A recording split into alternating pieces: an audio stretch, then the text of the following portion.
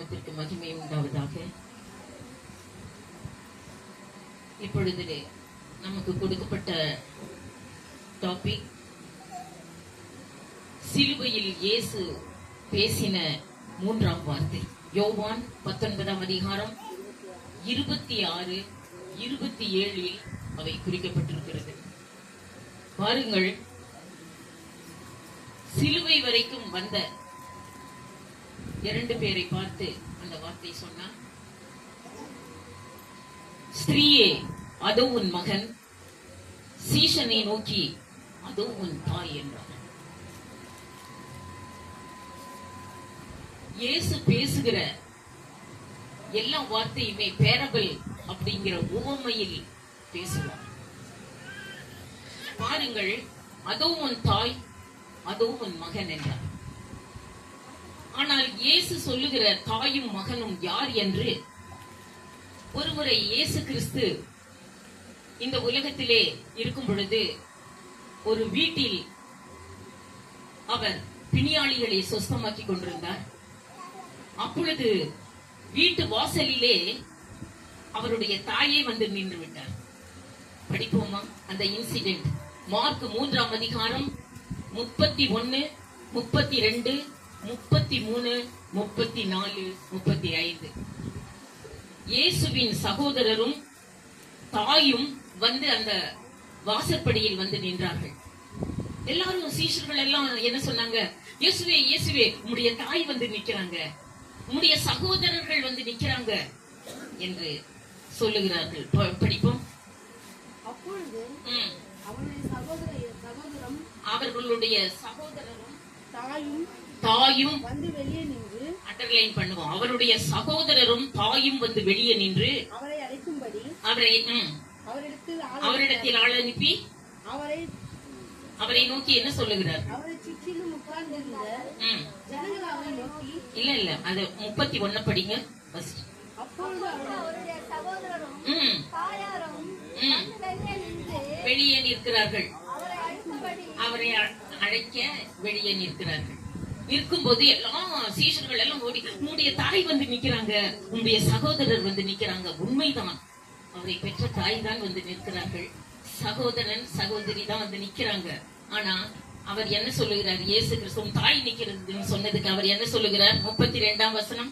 அவரை சுற்றிலும் உட்கார்ந்திருந்த ஜனங்கள் அவரை நோக்கி, இதோ உம்முடைய தாயாரும் உம்முடைய சகோதரரும் வெளியே நின்று உம்மை தேடுகிறார்கள். அதற்கு இயேசு என்ன சொல்லுகிறார்? என் தாய் யார், என் சகோதரர் யார் என்று சொல்லி தாயை பார்த்துட்டு, யார் வந்து தாய் நிக்கிறாங்க, எனக்கு தாய் யார்? சீஷர்களை பார்த்துதான் கேட்டார். தன்னை சுற்றிலும் இருக்கிறவர்களை பார்த்து இயேசு சொன்னார். தன்னை சுற்றிலும் இருக்கிறவர்களை பார்த்து என்ன சொல்லுகிறார்? தன்னை சூழ, அண்டர்லைன் பண்ணுவ, தன்னை சூழ உட்கார்ந்து இருக்கிறவர்களை அப்படியே அவர் சுற்றி பார்த்து என்ன சொன்னார்? என் தாயும் என் சகோதரரும் இவர்களே, வேற யாரும் இல்லை, நீங்க தான் என்னுடைய தாயும் என் சகோதரரும் என்று சொன்னார். பாருங்கள், 34, 35 படிப்போம். 35 படிப்போம். தேவனுடைய சித்தத்தின்படி யார் செய்கிறார்களோ அவர்களே எனக்கு சகோதரன், எனக்கு சகோதரி, எனக்கு தாய் என்றார். தெரிகிறதா இயேசு எப்படி பேரபல் ஊமையில் பேசுகிறார் என்று? அவருடைய சித்தத்தின்படி, அவருடைய சித்தத்தை அறிந்து, பிதாவின் சித்தத்தை அறிந்து எவர்கள் அதை செய்கிறார்களோ அவர்களே இயேசுவுக்கு தாயும் சகோதரனும் சகோதரியும் என்று இயேசுவே சொன்னார். எனக்கு தாயார், எனக்கு தாயின்னு சொல்றீங்களா? எனக்கு சகோதரன் வந்து நிற்கிறார்கள் என்று சொல்லுங்க. உண்மைதான். ஆனால் இவர்கள் அல்ல, நீங்க தான் எனக்கு சகோதரன், நீங்க தான் எனக்கு சகோதரி, நீ தான் என் தாயின். சீசனை பார்த்து சொல்ற, நீதான் என்னுடைய தாய். ஆம்பளையை பார்த்து சொல்ற, நீதான் என் தாய். யார் யார் அவர் பிதாவின் சித்தத்தை செய்கிறார்களோ அவர்கள் எல்லாரும் எனக்கு சகோதரன், எனக்கு சகோதரி, எனக்கு தாய் என்றார் இயேசு. ஆதலால் இன்றைக்கு நாம் முடிவெடுப்போம். பிதாவின் சித்தம் செய்கிறவர்களே பரலோகத்துக்குள் பிரவேசிப்பார்கள். என்னை நோக்கி கர்த்தாவே கர்த்தாவே கர்த்தாவே என்று சொல்லுகிறவர்கள் அதில் பிரவேசிப்பது இல்லை என்றார் இயேசு. ஆதலால் பிதாவின் சித்தத்தை நாம் அறிந்து, இந்த புனித வெள்ளி என்று இயேசு சொன்ன வார்த்தையை நினைவு கூர்ந்து பிதாவின் சித்தத்தை அறிந்து அதை செய்வோமாக. பாருங்கள், ஒரு சிலர் பிதாவின் சித்தத்தை அறிந்து வேதத்தில் செய்தார்கள். அவர் சித்தத்தை நீ செய்யவில்லை என்றால் அவருக்கு சகோதரன் இல்லை, நீ சகோதரி இல்லை என்று இயேசு சொல்லுகிறார். பாருங்கள், நெகேமியா என்று ஒரு மனிதன் இருந்தான். நெகேமியா 2ஆம் அதிகாரம் 17-18. எருசலேமில் ஒரு அலங்கம் இடிந்து கிடந்தது. அந்த அலங்கத்தை கட்டும்படி அவன் கட்டளை பெற்றான். கர்த்தருடைய சித்தம் அவனை குறித்து, கர்த்தருடைய சித்தம் என்னென்றால், எருசலேமில் அலங்கம் ஒன்று இடிந்து கிடக்கிறது, அதை நீ கட்ட வேண்டும். இதுதான். ஒவ்வொருவருக்கும் ஒவ்வொரு சித்தம் இருக்கிறது. தேவனுடைய சித்தம் நீங்கள் முதலாவது அறிய வேண்டும். ஒவ்வொருவருக்கும் ஒவ்வொரு சித்தம், ஒவ்வொருவரை குறித்து. திடீர்னு வந்துருச்சா, இதையெல்லாம் எப்படி அரேஞ்ச்மெண்ட் பண்ணி இருக்கிறாங்க பாருங்க. அது அந்த அவருடைய சித்தம், அவருடைய வேலை. சிலருக்கு பாய் மட்டும் போட்டணும்னு கர்த்தருடைய சித்தம், அதுல அது அவருடைய. உமக்கு என்ன சித்தம்? ஏதோ என்னை 3ஆம் வார்த்தை 4ஆம் வார்த்தை பேசும்படி அழைத்தார் என்று நினைக்கிறீர்களா? இது கர்த்தருடைய சித்தம், அதை நான் செய்ய வேண்டும். பாருங்கள், அந்த இடத்திலே அவருடைய நெகேமியாவை குறித்து கர்த்தர் என்ன சித்தம் கொண்டார்? படிப்போம். 2ஆம் அதிகாரம் 17-18. பின்பு நான் அவர்களை நோக்கி, எருசலேம் பாழாய் போகிறதையும் அதன் வாசல்கள் அக்கினியால் சுட்டெரிக்கப்பட்டிருக்கிறதையும், எருசலேம் நகரம் அக்கினியினால் சுடப்பட்டு அந்த ஆலயம் இடிந்து கிடக்கிறது, நாம் இருக்கிற சிறுமையையும் பார்க்கிறீர்களே. 18ஆம் வசனம். என் தேவனுடைய கரம் என் மேல் நன்மையாக இருக்கிறதையும் ராஜா என்னோடு சொன்ன, அதாவது எருசலேமில் ஒரு அலங்கம் இடிந்து கிடந்தது, அதை இவன் கட்ட வேண்டும் என்று தேவன் சித்தம் கொண்டார். உடனே அவன் அவர் சித்தத்தை அறிந்த உடனே அவர் எப்படி நிற்கிறார்? நெகேமியா 4ஆம் அதிகாரம் 23. அந்த அலங்கத்தை கட்டும்படி முயன்று நிற்கிறார். பயங்கரமாய் முயன்று நின்றாராம். பாருங்கள், நமக்கு தேவனுடைய சித்தம் நமக்கு தெரிந்து விட்டால் முயன்று நிற்க வேண்டும். அதிலே சோம்பேறியலாக கிடக்கக்கூடாது, அதில் முயன்று நிற்க வேண்டும். அவர் எப்படி முயன்று நின்றார்? ஆலயம் கட்ட வேண்டும் கட்ட வேண்டும் என்று. படியுங்கள் 23ஆம் வசனம். நானாகிலும் என் சகோதரராகிலும் என் வேலைக்காரராகிலும் என்னை பின்பற்றி காவல் காக்கிற சேவகராகிலும் எங்கள் வஸ்திரங்களை மாற்றக்கூட எங்களுக்கு டைம் இல்லை என்று சொல்லுகிறார். போட்டிருக்கிற சட்டையை கூட கலற்றக்கு டைம் இல்லையா? 50 நாள் போட்டிருக்கிற சட்டையை யாருமே மாத்தலையா? அந்த அளவுக்கு முயன்று நின்றார்களா? அப்படிதான் பிதாவின் சித்தத்தை செய்கிறீர்களா? பிதாவின் சித்தம் உங்களை குறித்து தெரிஞ்சிருச்சுன்னா போட்டிருக்கிற சட்டையை கூட மாத்திருக்க டைம் இல்லையா? அந்த அளவுக்கு அவர்கள் வேலையில் முயன்று நின்றார்கள் என்று சொல்லப்பட்ட 4:23. எப்படி? கடைசி லைன் படியுங்கள். போட்டிருக்கிற எங்கள் வஸ்திரங்களை கழற்ற கூட போடாதிருந்தாலும் அது மாற்று வஸ்திரம் கூட போடல. அந்த அளவுக்கு எப்படி வேலையில் முயன்று நின்றார்கள். 16ஆம் வசனம் 5:16. ஒரு வயலையாவது நாங்கள் கொல்லவில்லை, அந்த அலங்கத்தின் வேலையில் அண்டர்லைன் பண்ணுங்க, முயன்று நின்றோம். அந்த அளவு. அப்படியா? முயன்று நின்றது மாத்திரமல்ல, பாதி பேர் என்ன செய்தார்? நெகேமியா 4ஆம் அதிகாரம் 16 படிப்போம். 17-18. எந்த அளவுக்கு அவர்கள் அந்த அலங்கத்தை கட்டுவதற்கு முயன்று நின்றார்கள்? சுமை சுமக்கிறவர்களும் சுமையேற்றுகிறவர்களும் அவரவர் ஒரு கையினாலே வேலை செய்து மறு கையினாலே, ஒரு கையில் வேலை செய்தார்கள் அத்தனை பேரும். சுமை சுமக்கிறவர்களாய் இருக்கட்டும், செங்கலை கட்டி எழுப்புகிறவர்களாய் இருக்கட்டும், எல்லாருமே வேலைக்காரர்கள் அத்தனை பேரும் ஒரு கையில் வேலை செய்தார்கள், மறு கையில் ஆயுதம் பட்டயத்தை எடுத்துக்கிட்டு வேலை செஞ்சாங்க. அந்த அளவுக்கு வேலை. அப்படிதான் முயன்று நிக்கிறோமா? ஆண்டவருடைய சித்தத்தை செய்ய வேண்டும் என்று ஒரு கையில் பட்டயம், ஒரு கையில வேலை நடக்குது. யாராவது இந்த வேலை தடுக்க வந்தா ஒரே குத்து. அந்த அளவுக்கு முயன்று நின்றார்கள். பாதி பேர் தங்கள் கைகளில் 17ஆம் வசனம். பாதி பேர் 17 படிப்போம். கட்டுகிறவர்களும் சுமை சுமக்கிறவர்களும் சுமை ஏற்றுகிறவர்களும் ஒரு கையிலே வேலை செய்து வேலை செய்து மறு கையிலே பட்டயத்தை எடுத்து நின்றார்கள். 18ஆம் வசனம்.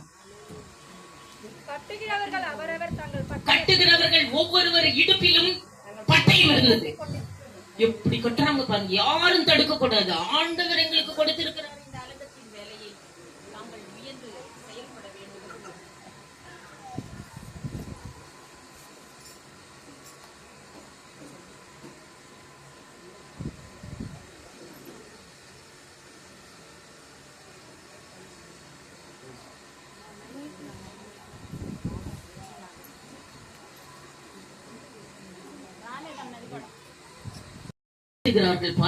கட்டுகிறவர்கள் ஒவ்வொருவர் இடுப்பிலும் பட்டயம் இருந்தது. எவ்வளவு கவனம்!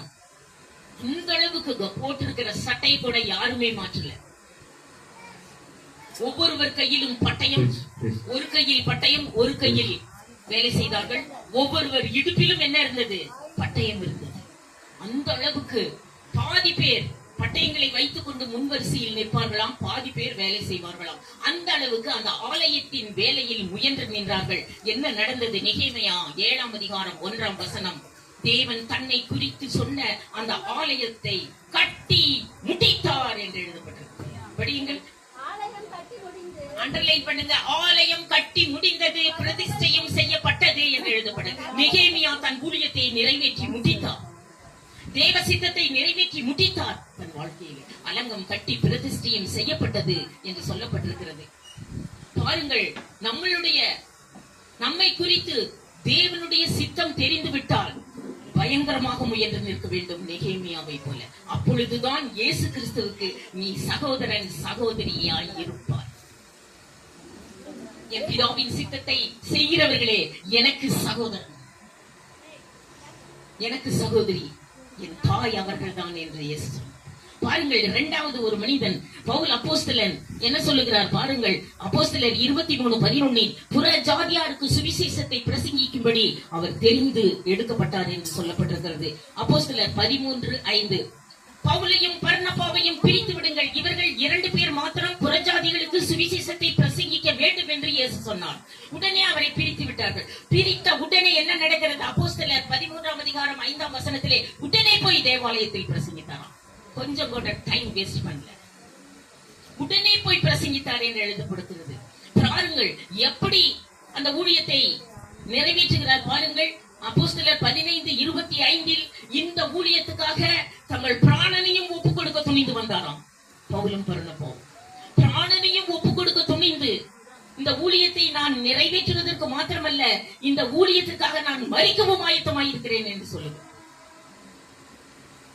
ஆனாலும் எவ்வளவு பிரச்சனை, எவ்வளவு உபத்திரவம் எனக்கு தெளிவாக தெரிந்து விட்டது. புறஜாதியாருக்கு நான் சுவிசேஷத்தை பிரசங்கிக்க வேண்டும் என்பதே தேவனுடைய சித்தமாய் இருக்கிறது என்னை குறித்து. ஆதலால் எப்பேற்பட்ட உபத்திரவத்தை குறித்தும் நான் கவலைப்படேன் என்று அப்போஸ்தலர் 20ஆம் அதிகாரம் 23-24 தெளிவாக குறிப்பிட்டிருக்கிறார். எப்பேற்பட்ட உபத்திரவத்தை வந்தாலும் நான் அந்த உபத்திரவங்களை குறித்து கவலைப்படேன்.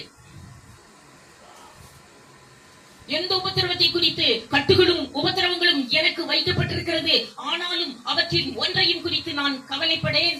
நான் கர்த்தராகிய இயேசு கிறிஸ்துவிடமிருந்து பெற்ற ஊழியத்தை நிறைவேற்றவே விரும்புகிறேன் என்று சொல்லிவிட்டார். என்ன செய்தது? 2 தீமோத்தேயு 4ஆம் அதிகாரம் 7ஆம் வசனம், நிறைவேற்றி முடித்தேன் என்றார். படியுங்கள், 2 தீமோத்தேயு 4:7. நல்ல போராட்டத்தை போராடினேன், நல்ல போராட்டத்தை நான் போராடினேன், ஓட்டத்தை போதும், இது முதல் ஜீவ கிரீடம் எனக்கு வைக்கப்பட்டிருக்கிறது என்று சொல்லி முடிச்சிட்டேன். கரெக்டா அவர் எதற்கு அழைத்தாரோ அதையை நான் நிறைவேற்றி முடித்தேன். மூன்றாவது ஒரு மனிதன் பாருங்கள், சகரியா, லூக்கா 1ஆம் அதிகாரம் 5-6 சகரியா என்று ஒரு மனிதன். இவர்கள் சகரியாவும் எலிசபெத்தும் தம்பதிகள். ஊழியத்துக்கு தம்பதிகளாக ஆசாரிய வகுப்பு ஊழியம் செய்தார்கள். தம்பதிகளாக பாருங்கள், 1ஆம் அதிகாரம் 6ஆம் வசனத்தில் தெளிவாக குறிக்கப்பட்டது. லூக்கா 1:6 அவர்கள் இருவரும் மண்டலை பண்ணுங்க, தம்பதிகளாக சேர்ந்து கொண்டு என்ன செய்தார்கள்? ஆசாரிய ஊழியம் செய்து வந்தார்கள் என்று எழுதப்பட்டது. ஆசாரிய ஊழியம் என்றால் பலிபீடத்திலே தூபம் காமிக்கணும். 2 பேரும் செஞ்சாங்களாம், கரெக்டா செஞ்சுட்டு இருந்தாங்களாம். நமக்கு தேவை இருக்கிற மாதிரி அவங்களுக்கு ஒரு தேவை இருந்துச்சு. என்ன தேவை தெரியுமா? 1ஆம் வசனம், 1ஆம் அதிகாரம் 7ஆம் வசனம். அவர்களுக்கு ஒரு தேவை இருந்தது. எலிசபெத் மலடியாய் இருந்தபடியினால் போதும், அவர்களுக்கு பிள்ளை இல்லை, மலடி. ஆனா ஆசாரிய ஊழியம் செய்து வர்றாங்க. ஆனா பெரிய தேவை இருக்குது, பிள்ளை இல்ல. அதே போல நாம் கர்த்தரிடத்தில் அவருடைய சித்தத்தை அறிந்து எதை செய்து கொண்டிருந்தாலும் உனக்கு தேவை இருக்கும். அந்த தேவையை அவர்கள் பொருட்படுத்தவில்லை, அதை பற்றி கவலைப்படவில்லை. அவர்களுக்கு பெரிய தேவை பிள்ளை இல்லை. எப்ப பார்த்தாலும் பிள்ளை கொடு பிள்ளை கொடு பிள்ளை கொடுன்னு கேட்கல. அவங்க வீடு இல்லைன்னா நீ வீட்டை பத்தி கவலைப்படாத, வீடு கொடு வீடு கொடுன்னு கேட்காத. அவர்களுக்கு தேவை இருந்தது, பிள்ளை இல்லை. ஆனாலும் அதை குறித்து படியுங்கள் 8ம் 9ம். அப்படி இருந்தும் அவன் தன் ஆசாரிய வகுப்பு முறைப்படி ஆசாரிய ஊழியத்தை செய்து வந்தான். தேவை இருந்தும் அதை பற்றி கவலைப்படாமல் முறைப்படி இருவரும் சேர்ந்து கொண்டு அந்த ஆசாரிய ஊழியத்தை முறைப்படி செய்து வந்தார்கள். முறைப்படி செய்து வந்தார்கள். என்ன நடந்தது? தேவை இருந்தும் ஊழியம் செய்தார்கள். ஆசாரிய ஊழியத்தை உனக்கு தேவை இருந்தாலும் ஆண்டவர் இந்த சித்தத்தை தான் என் வாழ்க்கையில் செய்ய விரும்புகிறார் என்று நீ அறிந்து அதில் முழு கவனத்தோடு உன் தேவையவே கேட்டுக்கொண்டிராமல் இந்த எலிசபெத் சகரியா தம்பதிகளைப் போல அந்த முழு மூச்சாக எதற்காக நீ அழைக்கப்பட்டாயோ அந்த தேவ சித்தத்தை நீ நிறைவேற்றி கொண்டிருக்கும் போது என்ன நடந்தது தெரியுமா அவர்களுக்கு? அவன் தூப பீடத்திலேயே தூதன் தோன்றுகிறான். தூபம் ஏற்றி கொண்டு இருக்கும் போதே அவன் தேவை சந்திக்கப்படுகிறது. நீ என்ன வேலை செய்து கொண்டிருக்கிறாயோ அந்த வேலையை செய்து கொண்டிருக்கும் போதே உன் தேவை சந்திக்கப்படும். பாருங்கள், அந்த தூப பீடத்தில் ஒரு லூக்கா 1ஆம் அதிகாரம் 11, 12, 13, 14 அவன் தூபம் ஏற்றி கொண்டிருக்கும் போதே அந்த தூப பீடத்திலேயே ஒரு தேவதூதன் தோன்றி, சகரியாவே உனக்கு ஒரு பிள்ளை பிறக்கும், அவன் பேர் யோவான் என்று சொல்லுகிறார். தேவை இருந்தும் நீ கர்த்தருடைய சித்தத்தை நிறைவேற்றி கொண்டிருக்கும் போது உன் தேவைகள் அதில் சந்திக்கப்படும். பாருங்கள், படியுங்கள். லூக்கா 1, 11, 12, 13, 14. ஒரு தூதன் தோன்றி வலப்பக்கத்திலே ஒரு தூதன் தோன்றி நெருப்புக்குள்ளேயே தோன்றினான்.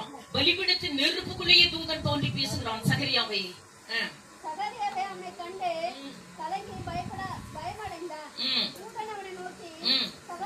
சகரியாவே பயப்படாதே, உன் வேண்டுதல் கேட்கப்பட்டது.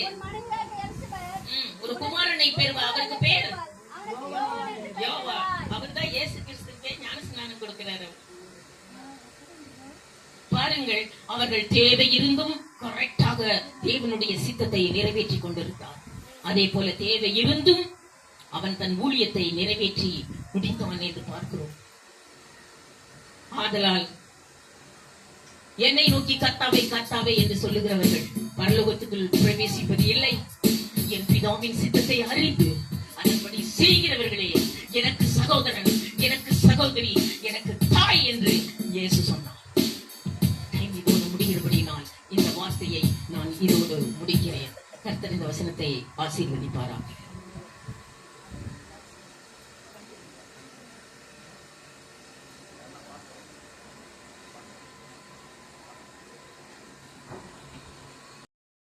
మరొక వాక్యం ధ్యానం పర్వాలేదు.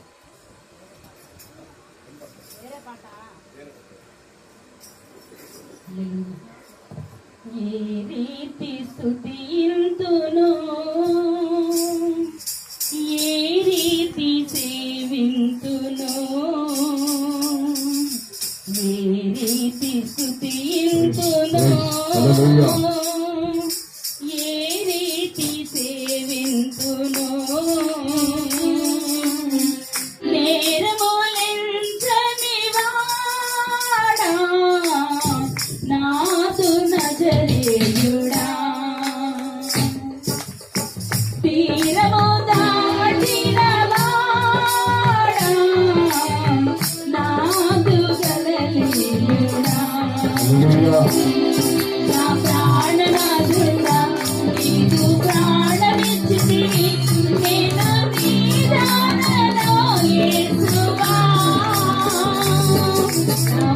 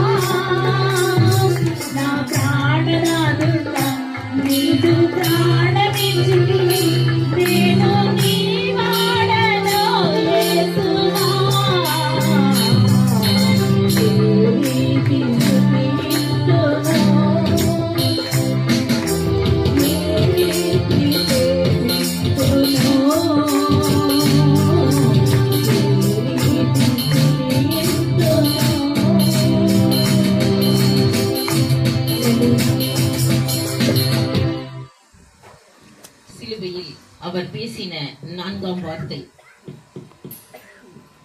பாருங்கள். மத்தேயு 27ஆம் அதிகாரம் 46 9ஆம் மணி நேரத்தில் இயேசு ஏலி ஏலி லாமா சபக்தானி என்று மிகுந்த சத்தமிட்டு கூப்பிட்டார். என் தேவனே ஏன் என்று என்னை கைவிட்டீர் என்று அர்த்தமாம் என்றுதான் சொல்லப்பட்டிருக்கிறது.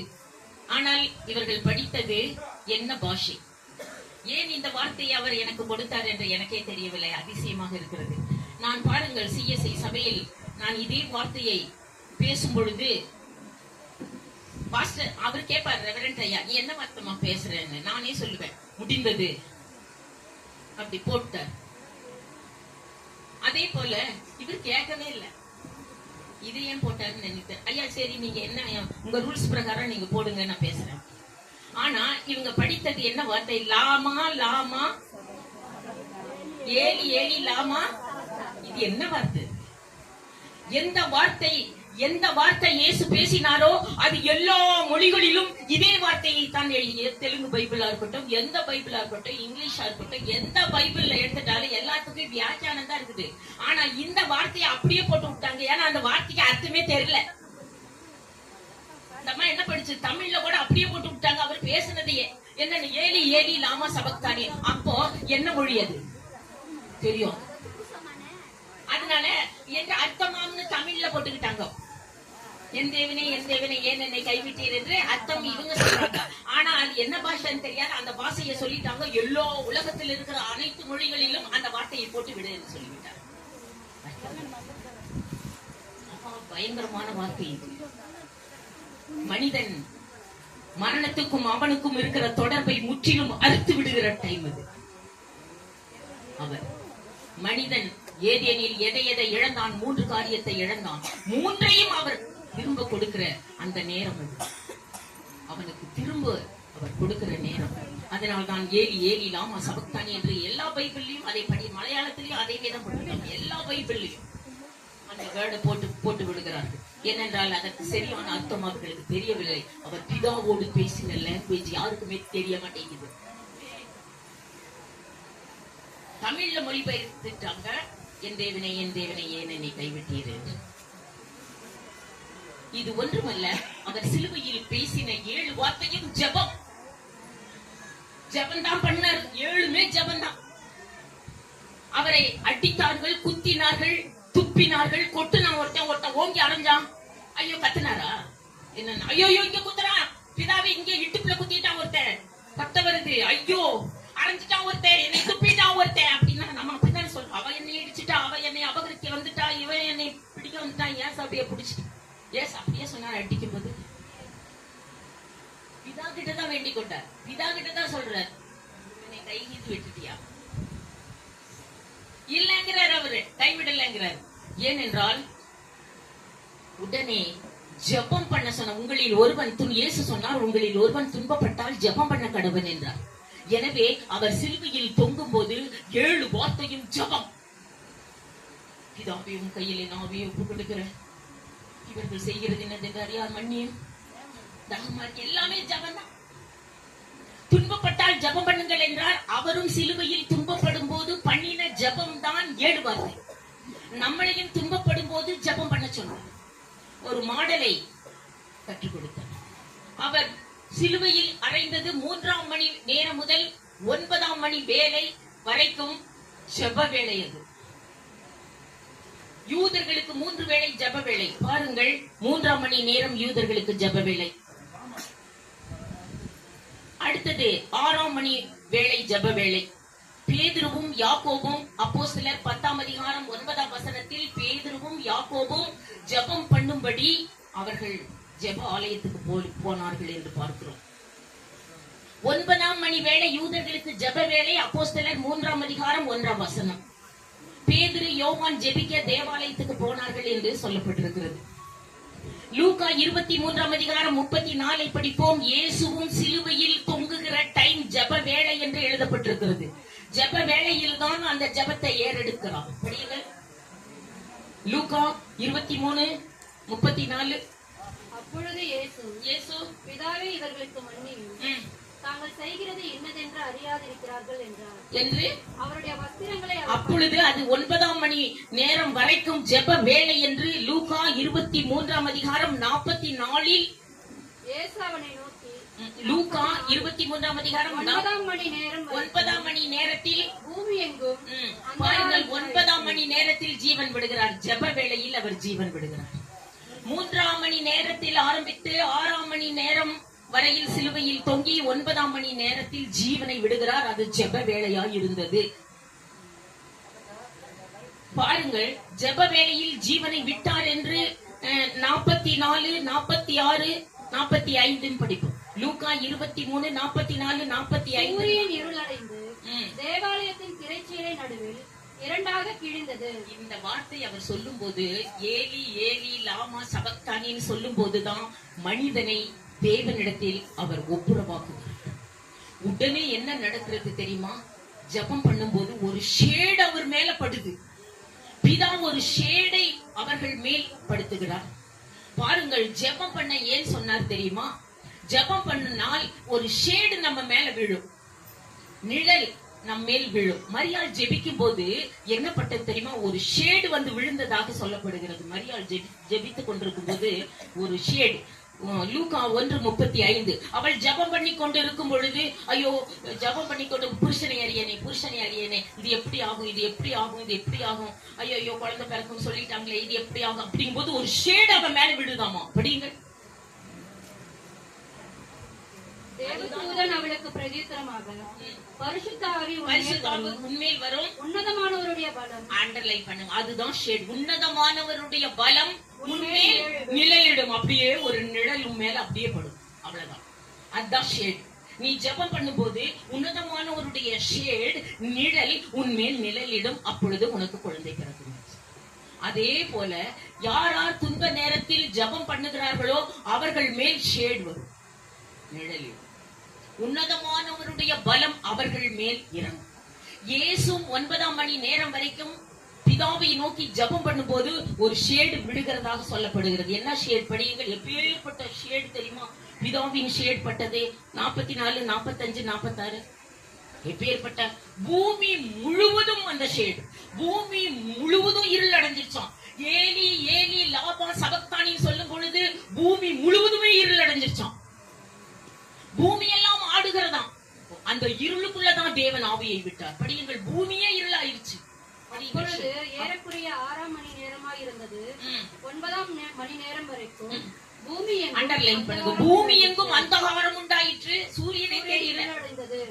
சூரியன் இருளடைந்தது. தேவாலயத்தின் திரைச்சீலை நடுவில் இரண்டாக கிழிந்தது. இயேசு, உம்முடைய பிதாவே, உம்முடைய கையில் என் ஆவியை ஒப்பு கொடுக்கிறேன் என்று சொல்லும் போது சர்வ வல்லவருடைய ஷேட் அப்படியே விழுகிறது என்று சொல்லப்படுகிறது. அந்த இருட்டில் தான் அவர் ஜீவனை விட்டார். உன்னதமானவருடைய பலம்.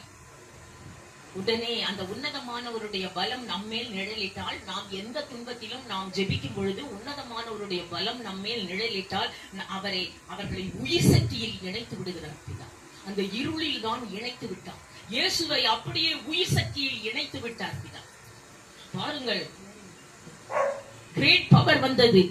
உயிர் சக்தியில் அவர் இணைந்து விட்டார் என்று எழுதப்பட்டிருக்க. உடனே ஆவிக்குரிய சரீரம் அவருக்கு கொடுக்கப்பட்டது. வானவரின் சாயலை அவர் அணிந்து விட்டார். உடனே அவரை கொன்று குழியிலே வைத்தார்கள். அவரை ஒரு மனிதன் என்று நினைத்து கொன்னு குழியிலேயே வச்சுட்டாங்க. கொன்னு குழியில வச்சு எல்லா கல்லையும் அடைச்சிட்டு வந்தாச்சு. வந்த உடனே எப்போ இயேசு உயிரோட எழுந்தார்? எப்ப எழுந்தார்? எப்போ உயிரோட எழுந்தார்? அவர் 3ஆம் நாள் இல்ல, அப்பவே எந்திரிச்சிட்டாரு. யார் சொன்னது 3ஆவது? அப்பவே எந்திரிச்சாச்சு. அவரை கொல்லவே முடியாது. கொன்னு குழியில வச்ச உடனே அவர் அப்பவே எந்திரிச்சு வெளியே போயிட்டார். மூடின கல் அப்படியே தான் இருக்கு. 3 நாளைக்கு பிறகு பெண்கள் எல்லாம் கல்லறைக்குள் குனிந்து பார்க்கும் போது அவர் அங்கு இல்ல. சரீரம் வைக்கப்பட்ட இடத்திலே தலைமாட்டில் ஒருவனும் கால் மாட்டில் ஒருவனும் உட்கார்ந்து இருக்கிறதை கண்டார்கள் தேவதூதன். அவர் உள்ள வச்சோடனே அப்பவே வெளியேறி, கல்லெல்லாம் அப்படியே அவர் வெளியேறி போயிட்டார். 3ஆவது நாள் மரியாள் போய், ஐயோ இங்க ரபுனி போதகரே எப்ப வெளியே வந்த அப்படின்னு கட்டி பிடிக்க போகுது. நான் எப்பவோ வந்துட்டேன், அங்கதான் வந்தேன்னு சொன்னாங்க. அப்ப தூதன் சொல்றாரு, அவர் எப்பவோ உயிர் திறந்து போயிட்டாரு, கல்லை திறந்து பாருங்கன்னு. அப்புறம் தான் கல்லை திறந்து உள்ள பார்த்தா பாடியை காணும். உள்ள வச்சா அப்பவே போயிடும்.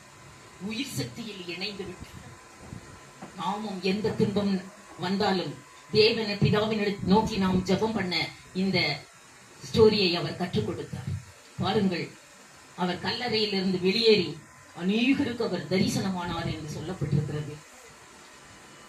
துன்பப்பட்டால் பிதாவை நோக்கி ஜெபம் பண்ணின இயேசு நமக்கு ஒரு மாதிரியை கற்றுக் கொடுத்தது போல, நாமும் துன்ப நேரத்தில் எந்தெந்த துன்ப நேரத்தில் என்னென்ன கஷ்டங்கள் வந்தாலும் பிதாவை நோக்கி ஜெபம் பண்ணும் பொழுது நாம் அந்த பிரச்சனையிலிருந்து நீக்கப்படுவது மாத்திரமல்ல, நம்மையும் உயிர் சக்தியில் பிதா இணைத்து விடுவார். கிறிஸ்துவை எழுப்பினாரே, நம்மையும் எழுப்புவார். ரோமர் 8:11 கிறிஸ்துவை அந்த பிதா எழுப்பினாரே, நம்மையும் உயிரோட எழுப்புவார் என்று சொல்லு. உன்னையும் பொண்ணு குழியில வச்சா உன் குழிய யாரும் இது பண்ண மாட்டா, நீயே திறந்து போட்டுட்டு நீயே போலாம். ஏனென்றால் மரணத்துக்கும் நமக்கும் இருக்கிற தொடர்பை அவர் அற்றுவிட்டார். நான் பிழைக்கிறபடியால் நீங்களும் பிழைப்பீர்கள் என்று இயேசு சொன்னார். படியுங்கள், ரோமர் 8:11. கிறிஸ்துவை மரித்தோரிலிருந்து எழுப்பினவருடைய ஆவி உங்களிலும் வாசமாயிருந்தால் சாவுக்கு ஏதுவான உங்கள் சரீரத்தையும் அவர் அப்படியே உயிர்ப்பிப்பார். அப்படியே ரெசரக்ஷன் பவர்ல நீங்களும் சேர்ந்து கொண்டு போவீர்கள் என்று சொல்லும். பாருங்கள், இயேசு சிலுவையில் ஜெபம் செய்த உடனே, கல்லறையில் வைத்த உடனே அவர் அங்கே இல்லை என்றார்கள். லூக்கா 24:6 ஆன் த ஸ்பாட்டே அவர் அங்கே இல்லை. படியுங்கள், லூக்கா 24:6. அவர் இங்கே இல்லை, அவர் இங்கே இல்லை, இன்னைக்கு திறந்து கிடக்குது. நான் ஜீசஸ் கால்ஸ் பிரேயர் டவர்ல பிரேயர் வேரியரா இருக்கிறேன். ஒரு வருஷத்துல 4 வருஷத்துக்கு ஒரு முறை எருசலேமுக்கு கூட்டிட்டு போறாங்க எல்லாரையும். அங்க போய் கேட்பேன், என்னத்தை பார்க்க போறீங்க எருசலேம்ல? நீங்க என்னத்தை தான் பார்க்க போறீங்க? இயேசுவுக்கு 12 சீடர்கள் இருந்தார்கள், 70 சீடர்கள் இருந்தார்கள், 120 சீடர்கள் இருந்தார்கள். எதைத்தான் பார்க்க போறீங்க? அந்த 120 சீடர்களுக்கும் கல்லறையும் காணோம், வீடையும் காணோம், சர்ச்சையும் காணோம், ஒன்னையுமே காணோம். அவங்க எல்லாம் உயிரோடு இருக்கிறாங்களா? இல்ல கல்லறை இது ஏதாவது இந்த டோம் ஆஃப் பேதுரு, இந்த டோம் ஆஃப் ஏதாவது எழுதி கிடக்குதா? 120 சீடர்களுக்கும் கல்லறைய காணோம். அவங்க உயிரோடு இருக்கிறாங்களா, போயிட்டாங்களா இயேசுவோட? என்ன தெரியும்? ஒண்ணுமே தெரியாது. அவங்களுக்கு எதைத்தான் பார்க்க போறீங்க? என்னதான் இருக்கு? இயேசுவோட கல்லறை தான் இருக்குது. அதுவும் அவர் அங்க இல்ல, திறந்து கிடக்குது. அதத்தான் பார்க்க போறோம். ஒன்னதான் பார்க்க போறாங்க. இயேசுவோட கல்லறை அவர் அங்க இல்ல, அதான் திறந்து கிடக்கிறது. படியுங்கள், இன்று வரை கலக்கமடைந்திருக்கிறார்கள். லூக்கா 24:3 இன்று வரை அவருடைய சரீரத்தை காணாமல் இன்று வரை உலகம் முழுவதும் கலக்கமடைந்து கொண்டிருக்கிறது என்று எழுதப்பட்டிருக்கிறது. படியுங்கள், சரீரத்தை காணாமல் குறித்து மிகுந்த கலக்கமடைந்து கொண்டிருக்கிறார்கள். சரீரத்தை காணாமல் இன்னைக்கு வரைக்கும் உலகம் முழுவதும் கலக்கமடை. ஆதலால் ஒருவன் துன்பப்பட்டால் ஜெபம் பண்ணுங்கள் என்பதை தான் இயேசு நமக்கு இதை கற்றுக் கொடுத்தார். சிலுவை காட்சியை கண்டு முன்னேறி சேவையை புரிவேன் ஜீவனும் வைத்து. சிலுவை காட்சியை கண்டு முன்னேறி சேவையை புரிவேன் ஜீவனும் வைத்து. என்னை சேர்த்திட வருவேன் என்றான், என்றும் உண்மையுடன் நம்பி வாழ்ந்திடுவேன். அதிசயம் இது இயேசுவின் தியாகம், அதிலும் இன்பம் அன்பரின் ஞானம். அதிசயம்